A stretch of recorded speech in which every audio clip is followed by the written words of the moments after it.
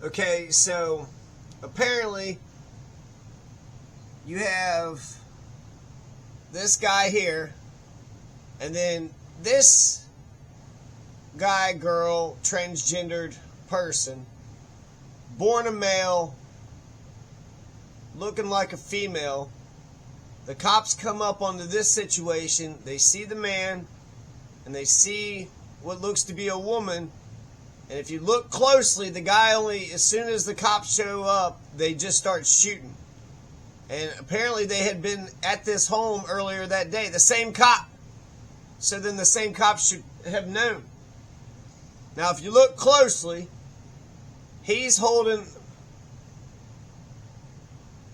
this person's hands,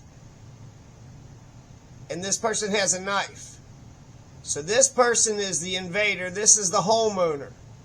Now, when you come up onto the scene, it looks like a black man and black woman, and they weren't even moving. They weren't. I mean, basically he's holding his hands, which matters in the sense it matters because, well, for a number of reasons. If it's another guy, then their strength is more equal. If it's a female, then maybe you could say that, oh, he's overpowering her. But if she's the one with the knife, I mean, this is all trippy. So this is the homeowner. This is the guy that called 911. This is the invader. This is the person that came back in. Earlier in the day, or the 24 hours, or the previous time, this person is actually going to go. And we thought they went to the airport and left. So this person was the one that had broke in, came into the room, came into the house. He's the one that called 911. This person has the knife in the hand. This guy is holding his hands with the knife. So if it's a female, he could easily overpower her. And then I think because of culture, because of conditioning, maybe some prejudice, the police officer shows up, immediately shoots the guy without a shirt, the guy who clearly is a man, looks like a man, and he dies when he owns the place. So this is his home, this is his place, and this is the person that wasn't supposed to be there. Now let's take a look at the... Responding to a 911 call from Durham's home near Sunset Park on Tuesday, November 12th, early in the morning. Durham told officers that she had broken into his home and was armed with a knife. Police say when they arrived, Durham was in a physical struggle with Boudreaux. The report also notes dispatchers relayed information about the suspect's clothing to... So you see, right? The facial expression, he's just got holding the hand with the knife to the door. So this is the victim. This is what, he's the one who called 911. He's the one that owns the place. He's the one that asked for help. And then this person has a knife in their hands. And remember, if somebody has a knife in their hands and they lunge for you, well, you're not allowed. You're not only allowed to shoot that person, but you're allowed to shoot the baby, right? You're allowed to shoot the baby. Remember that one footage in Independence? So you have this woman here, right? So even if you want to say like he's a man and he shouldn't have been overpowering her, I don't think it matters either way. If you're a man and you got a female that comes and breaks in and has a knife and lunges at you, he's just holding the arm back. He didn't shoot to kill. He didn't attack her. He didn't assault her.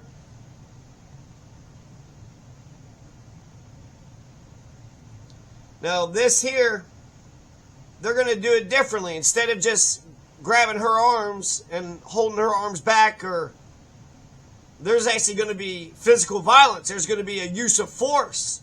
And not just an assault, but it's going to be lethal force.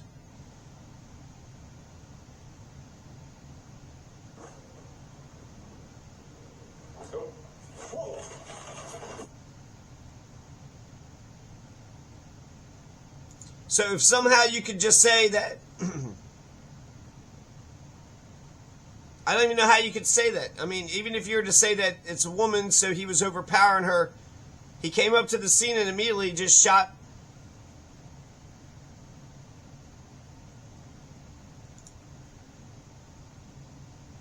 him. He shot him immediately, within a second. I mean, they were just kind of standing there. There was no...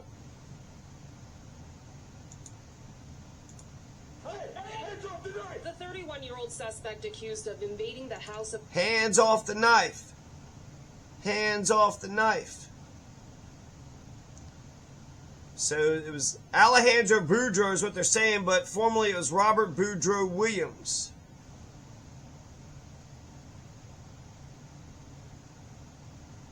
So him being transgendered, that doesn't change anything.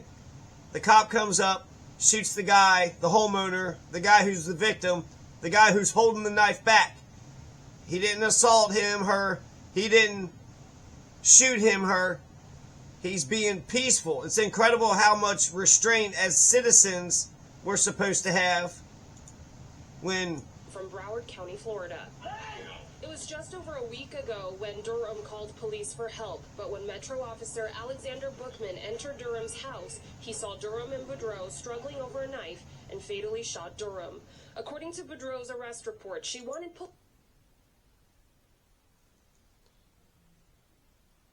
Now, of course, Sonya Massey, this guy is going to get out of, he's going to be hanging out of jail.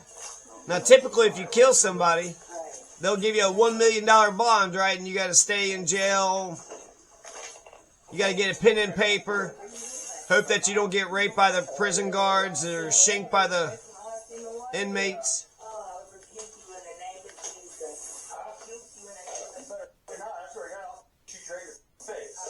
You better not rebuke me in the name of Jesus, or I'll shoot you right in the fucking face. This man had 2 convictions for DUI. He had a conviction for driving under the influence. And he was a member of law enforcement? My Lord.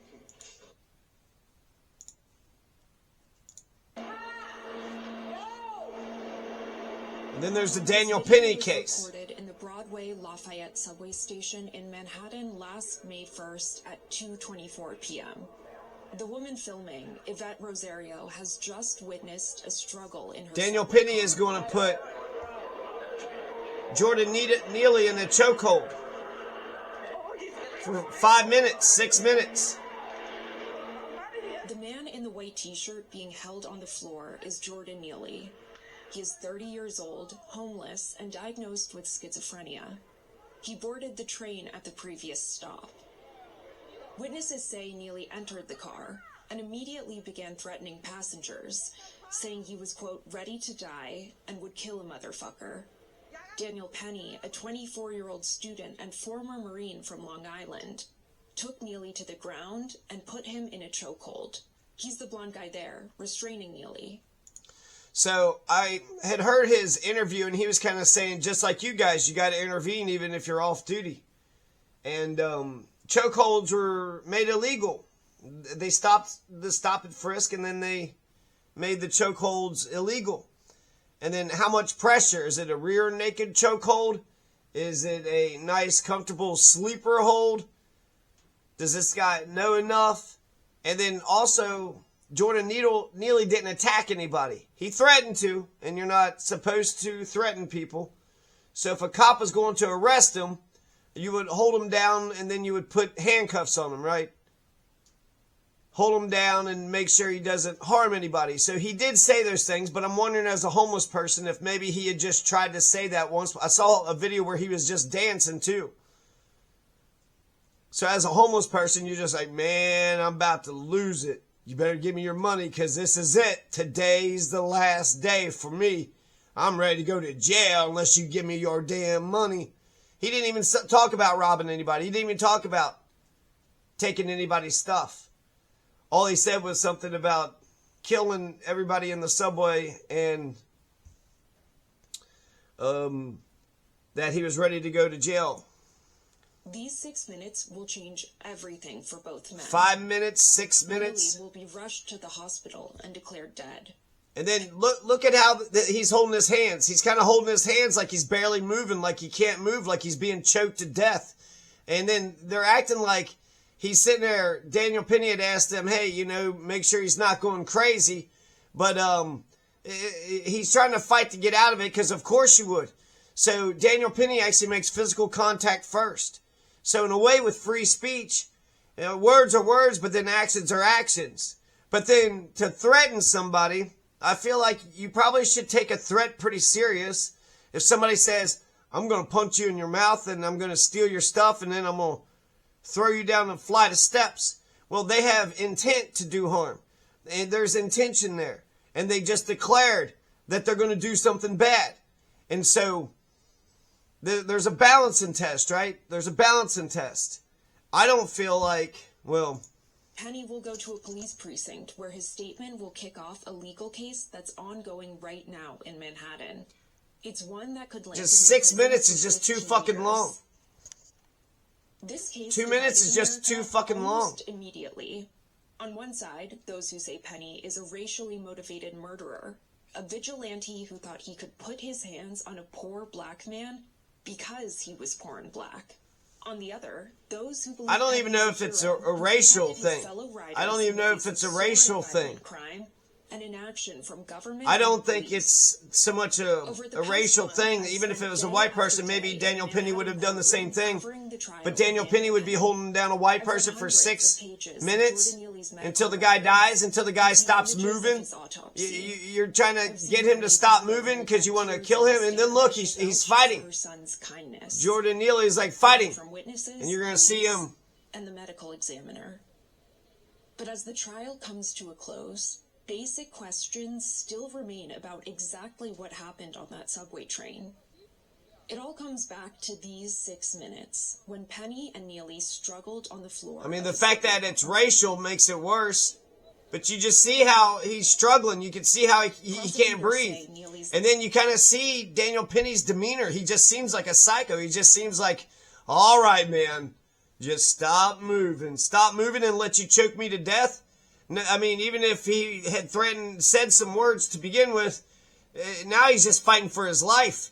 I mean, it does make me think of Derek Chauvin or whatever. Like, okay, make your arrest if the guy was resisting and shit, but what do you got to put the knee on the back for? And what do you got to be a fucking piece of shit for?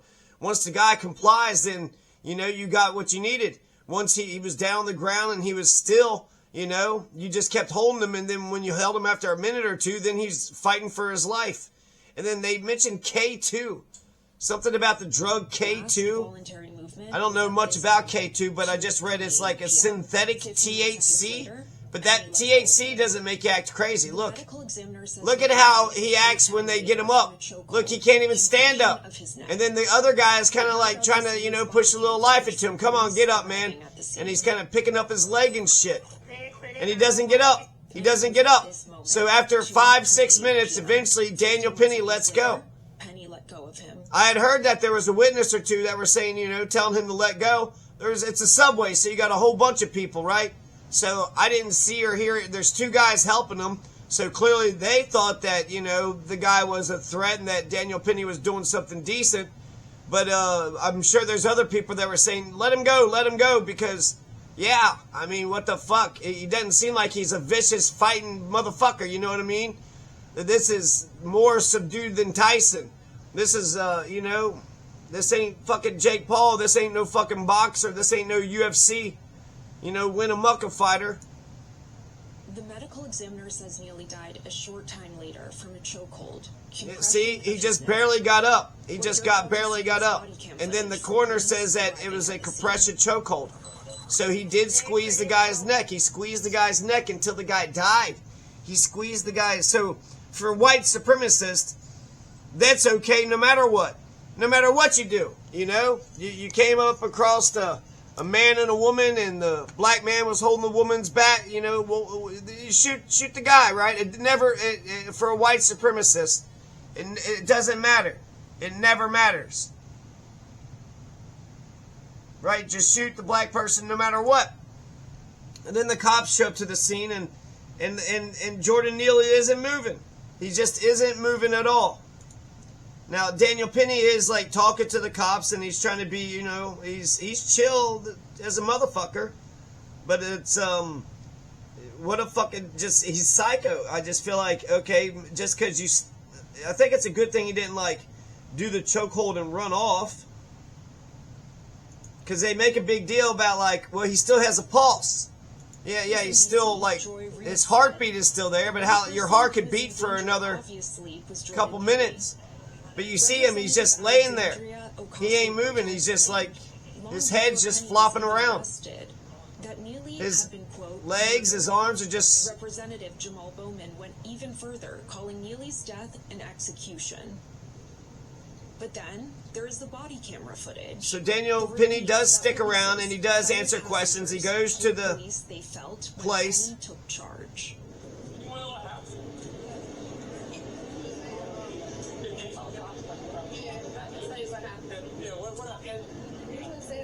I was in before him. Then he came in, like, he put, like, his hand so he could come in, right? I guess he was pissed or something, but I looked at him, right? And then he started taking off his sweater, dummy hard, and then he threw it. And then he told, like, everyone that he had, like, a birthday and that he don't care what happens today. He don't care about going to jail, but that someone's dying today.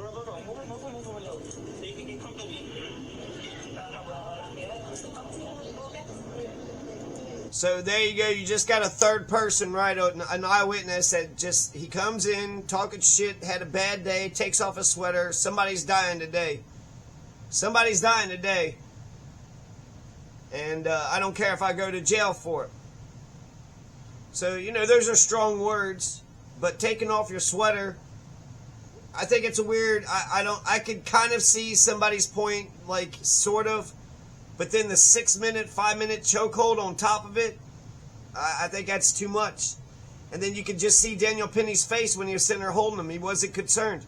When they interviewed him, they asked him, what did he do afterwards? Did he move? And the guy goes, no, he didn't move. You were trying to subdue him, stop him, right? So once you stopped him, once he stopped moving, then why didn't you ease up on him? And it's like, just because he's wiggling around, just because he's moving his arms or something, if you have him in a chokehold, you know, he can move his arms and head and hands. It wasn't like he was trying to punch the guy with his hands or kick the guy out. And he's getting choked to death. If a police officer, I guess, let's compare it to how a good police officer, I feel like, would take, maybe punch him, maybe put him down on the ground, put handcuffs on him, and then take him off to jail. Maybe, maybe not. Maybe, you know, once he calms down, then ask him if he's okay and get into a conversation with him and say, you know, don't do this no more. Make sure he says that he won't do it anymore. Do you need something to eat? You need something to drink? What's going on? He's also homeless. Which, what kind of fucking, we're the richest country in the world. Why the fuck would we have anybody homeless? You know how many homeless people are in America? 500,000. That's such a small number. That is, you could easily conquer that. You can beat that, America. All you need is what? Everybody to chip in a buck? You spend billions of dollars on roads. You spend billions of dollars on cops and courthouses and DAs. You spend billions of dollars on Social Security. You spend billions of dollars on a whole bunch of fucking bureaucratic shit. Bureaucracy on top of bureaucracy. Plus the military-industrial complex, that's $850 billion. So just billions and billions, plus all the private money that people have. You got a big fat middle class. A lot of people doing pretty good. So him having a rough day, he's fucking homeless. So people say it's a mental health crisis. Yeah, I bet you. Living on the streets and seeing a bunch of people just, you know, live their fucking hunky-dory lives, their middle-class lives. They got all the resources that they fucking need to live. And they all just walk by like it don't fucking matter. Like your life don't matter, like you ain't a real fucking person. I side on the side of Jordan Neeley. And it's not, it has, like Daniel Penny says, it's not even a race thing. If a white guy is there talking crazy and then another white guy puts him in a chokehold and then 6 minutes later the dude's dead? You weren't a cop, okay, you're a Marine. Are you a cop? A Marine is supposed to protect us from the foreign, you know, countries. You go overseas and you protect us from foreign countries. If we were being invaded, okay, then you have police powers in terms of fighting the invaders. To see a military person or a citizen or a civilian just choke somebody to death, it's just fucked up to watch. It's hard to watch. When the parents are sitting there talking about watching it, they say they burst into tears every time. People have bad days. People say a bunch of shit. When it comes to homeless, I feel like they're probably muttering a whole bunch of crazy shit under their breath, and typically I just ignore it. So I don't know how the jury's going to come down on this. He's being charged with 2 counts, and only 1 count can prevail.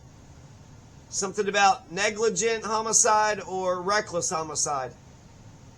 So only 1 could prevail, or none of them, right? They could say not murder, not guilty of murder at all, or guilty of reckless homicide or negligent homicide.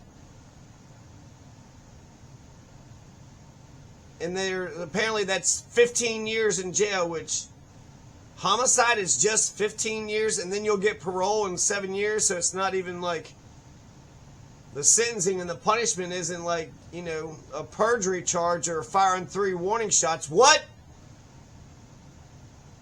He fired 3 warning shots, and none of these people, you know, Sonya Massey would still be alive. This guy here would still be alive. You know, if people just fired a couple warning shots, like what the fuck? Why don't we fire warning shots?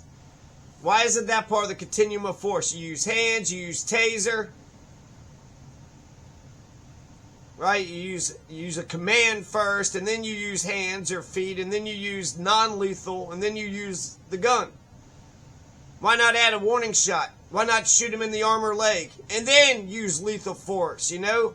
I feel like the more steps you could add to the continuum of force, the better. Violence should be the last option, and then deadly violence should be the absolute fucking last option. So he used hands, he quieted him, he was down on the ground. Oh, you want him to stop moving? Are you trying to, I mean, the guy Daniel Penny didn't intend to, it didn't sound like he intended to kill the guy.